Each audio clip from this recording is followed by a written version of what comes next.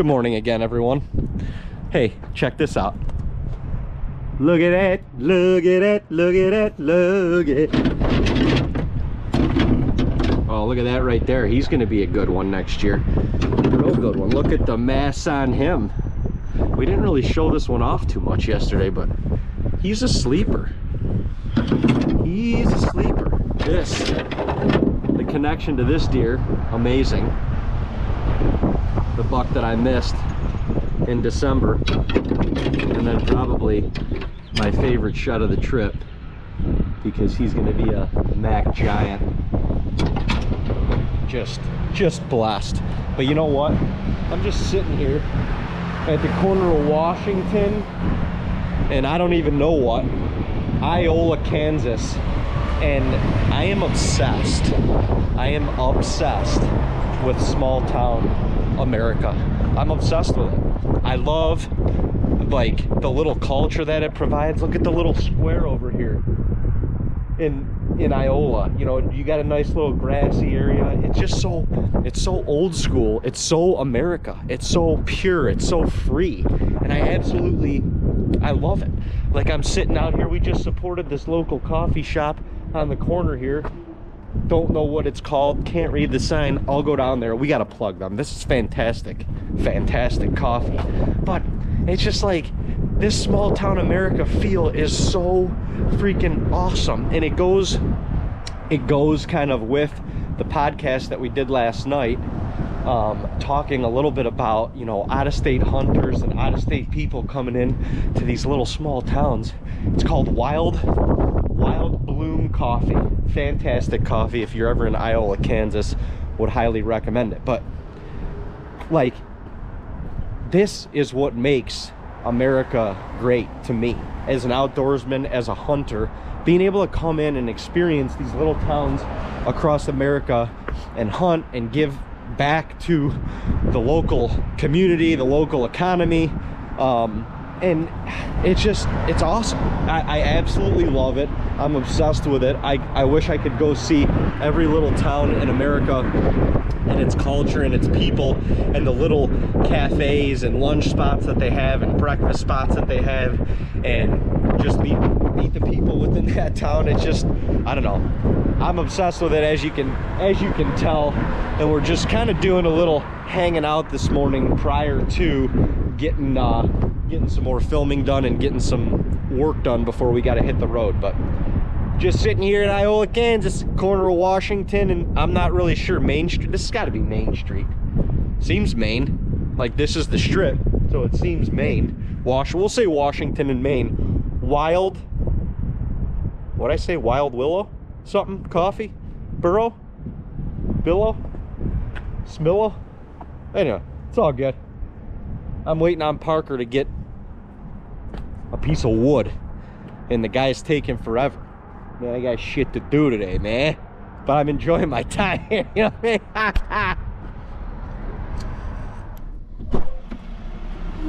I had to do a coffee review. You know, I'm waiting for your ass for 6 hours. So I'm like, what am I gonna do? I'm gonna fill it with content. Did you get your wood? Well, I'm just doing a final little loop here. We didn't really walk too much today. I'm just kind of looking for some stragglers around Parker's house, and oh, look at. Just as I speak, just as I say. We got a little 8-pointer side right there, tucked right up against this tree right here.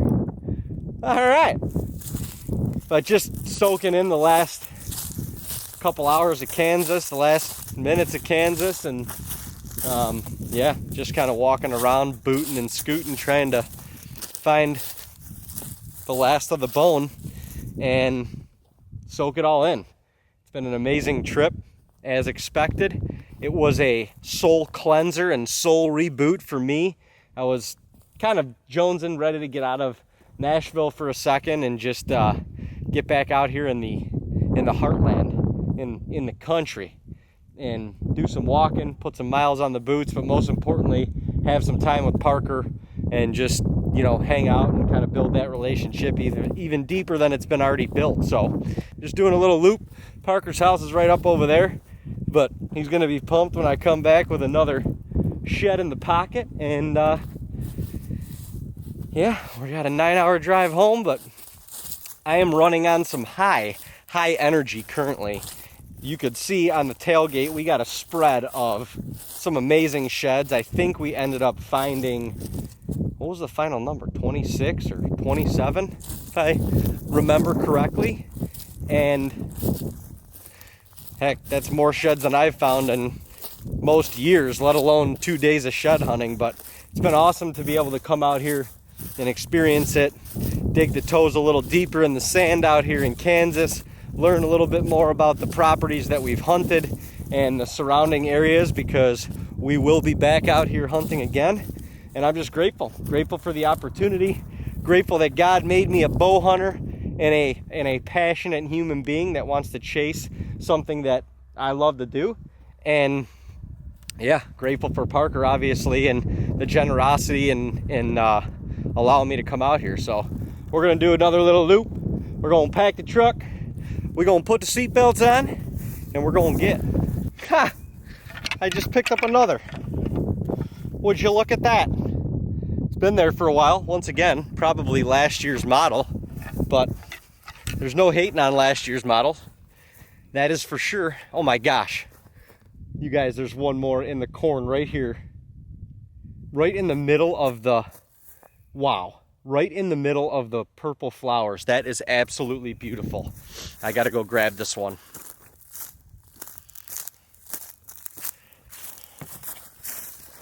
Come on, you guys. Are you kidding me? And that one's got a little mass to it. Wow. I think 3 sheds in about 15 minutes is a good way to cap off the trip. I am, wow, at a loss for words. It's Kansas for you. It's a whitetail hunter's paradise. It's everything that you could ask for and more. And my goodness, 15 minutes closing her down, and we got 3 more sheds to go home with. Unreal. Unreal time to be alive. It's just good stuff, and I am extremely grateful. Thank you, Lord. Let's go say bye to Parker, and we gonna take this train back to Nashville. On the midnight train to Nashville. Solid work. Do it. Light work, you know? It's just light work. Finding sheds, it's just light work. No big deal. It's like magnetic energy. Just sucking them right to you.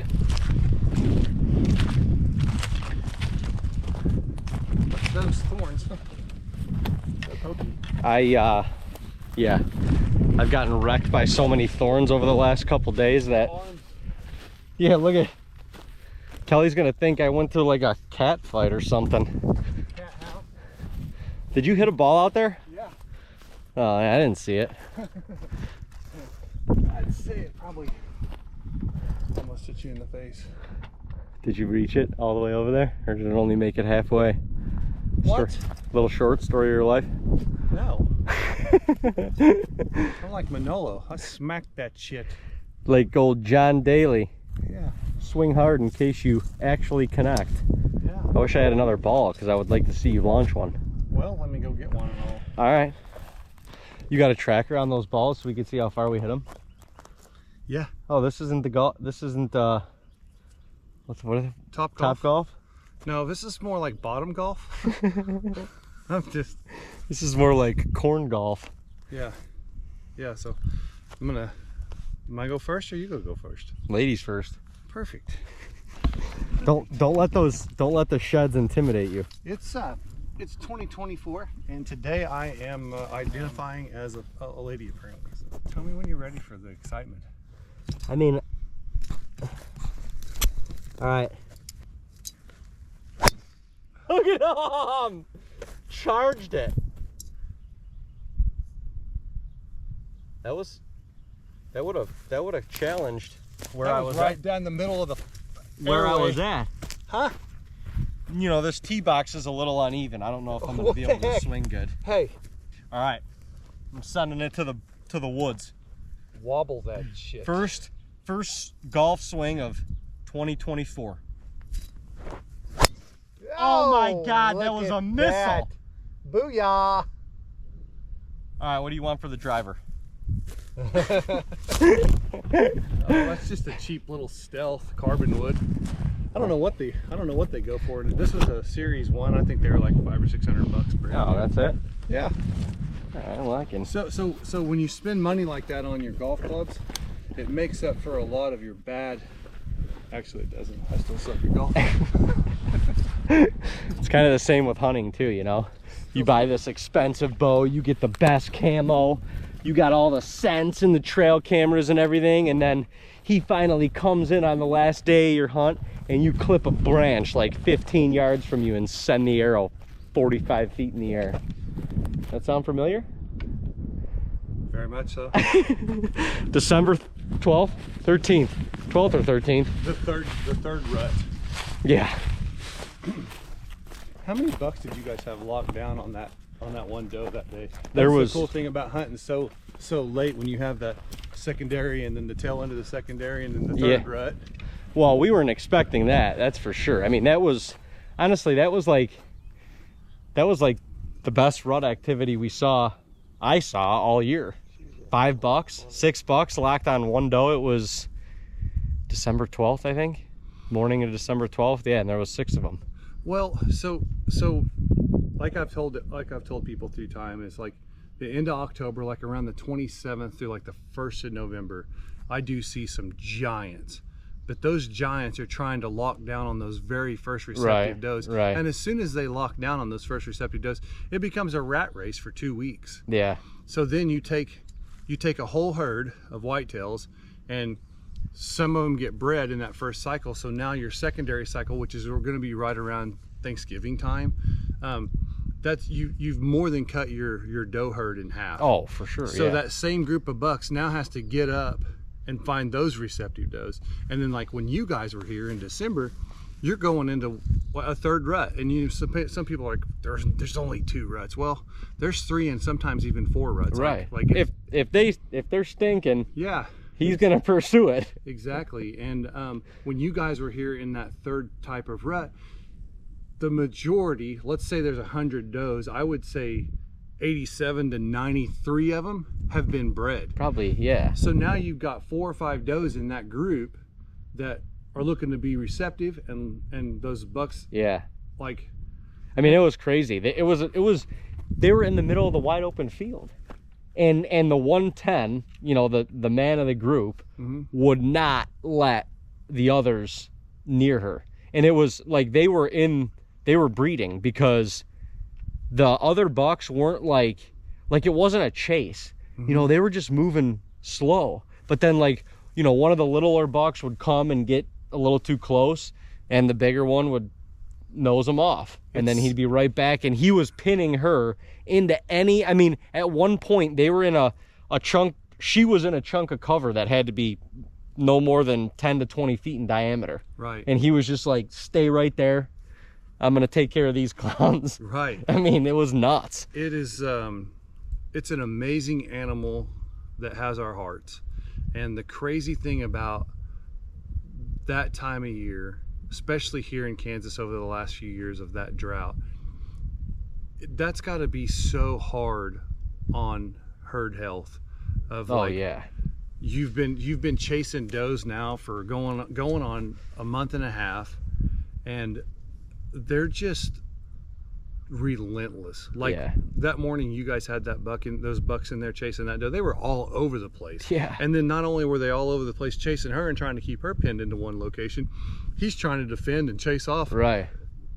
I mean, after yesterday walking that one farm. Yeah, walking that and realizing, like, when you're in the winter weed field, like, and you're looking back up towards the stand, everything is so much bigger and more spread out.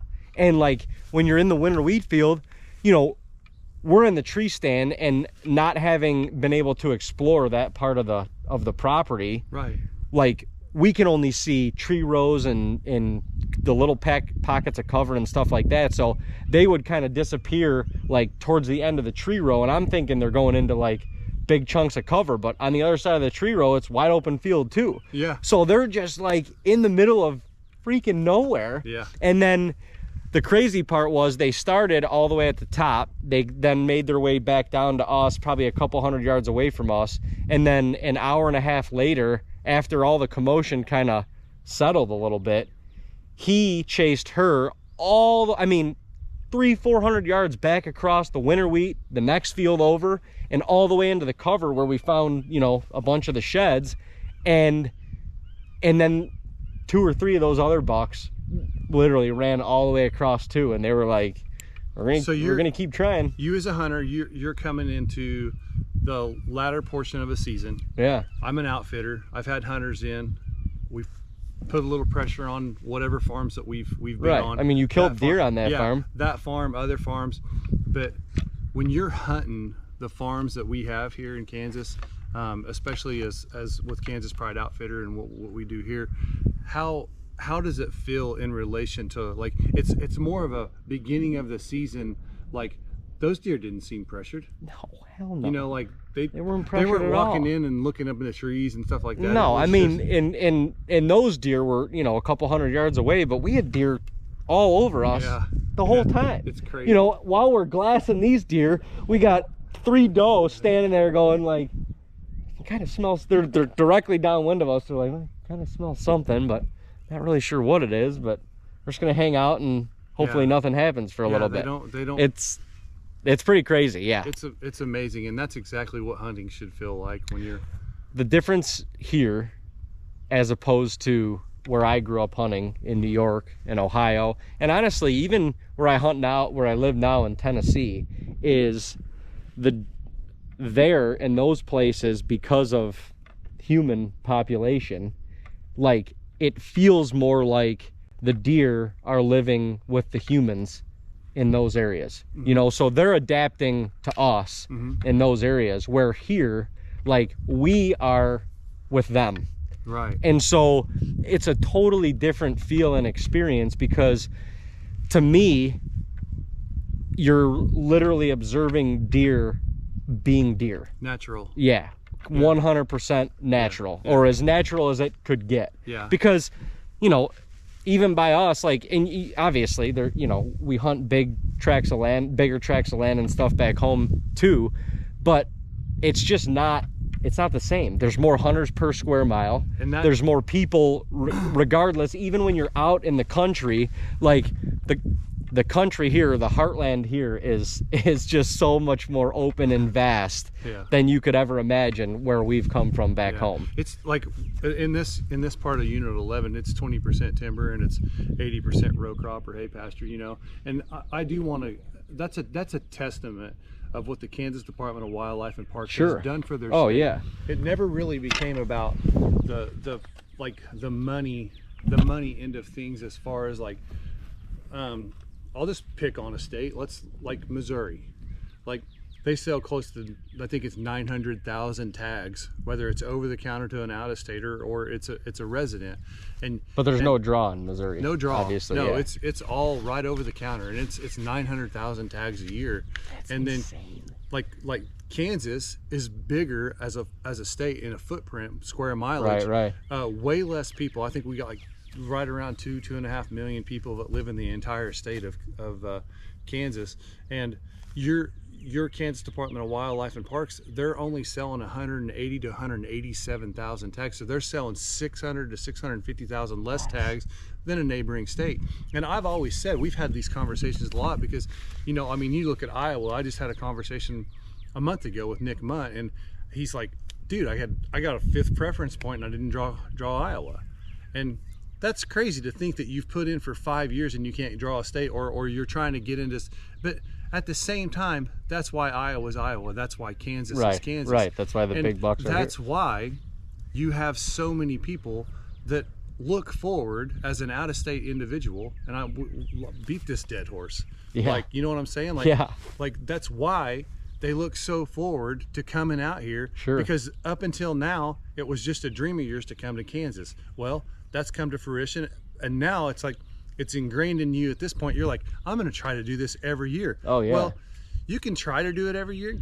There's going to be seasons you're not going to draw. There might be 2 seasons in a row that you're not going to draw, Right. whatever. Right. But you're always looking for that next experience, because you can't get that experience in every state that's in this country. Number one, because it's a draw state. Number two, not everybody carries whitetail deer like Kansas and Iowa. Right.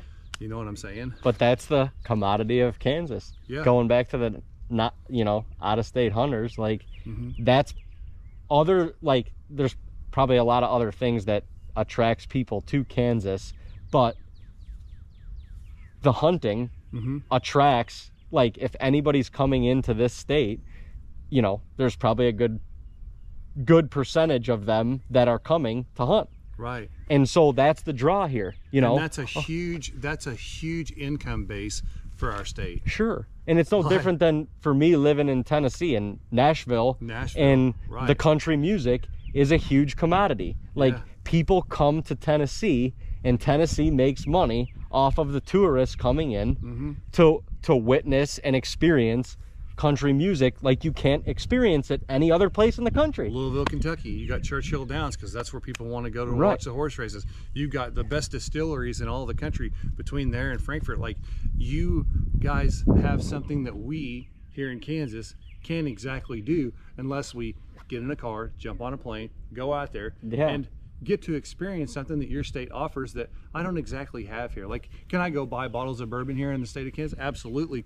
But can I do a distillery tour at Buffalo Trace? No, I got to go to Frankfurt. Right. You know what I mean? Do I want an Angel Envy? No, I got to go to Louisville. Right. You know, so it's sharing the blessings that God has given us, and putting the weapons down more than anything. I'm way less judgmental at this point in my life than I was when I lived in my bubble, because I've gotten out and I've got to experience more of life. And you know the old saying, there's more than one way to skin a cat.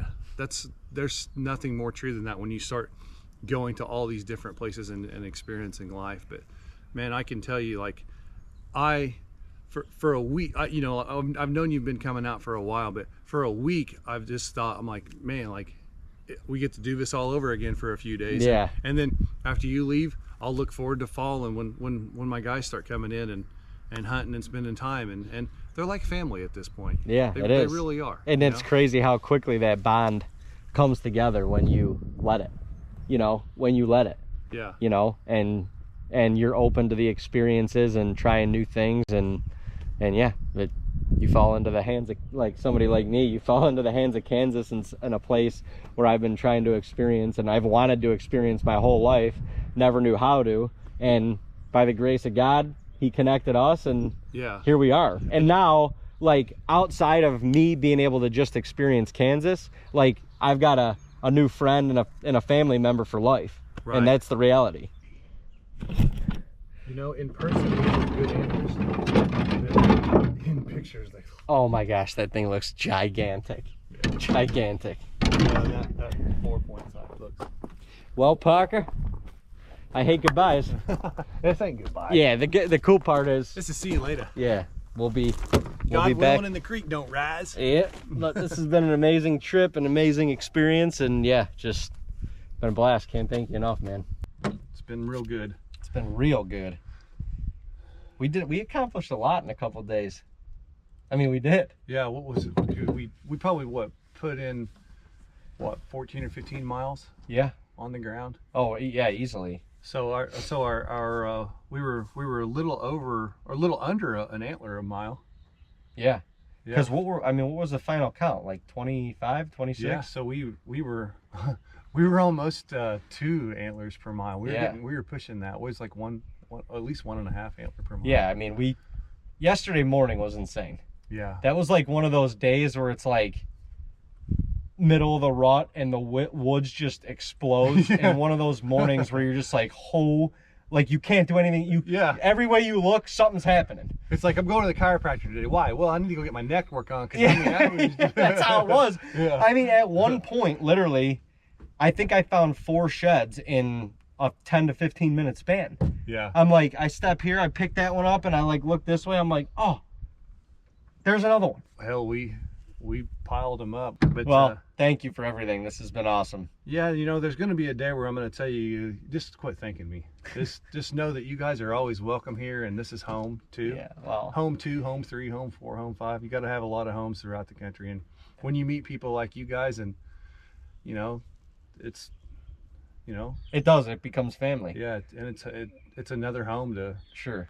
kick off the dock and go try it down the river a little bit. Anyways, love you, brother. I love you too. I appreciate it. You be careful going back to Tennessee. Will do. Yeah.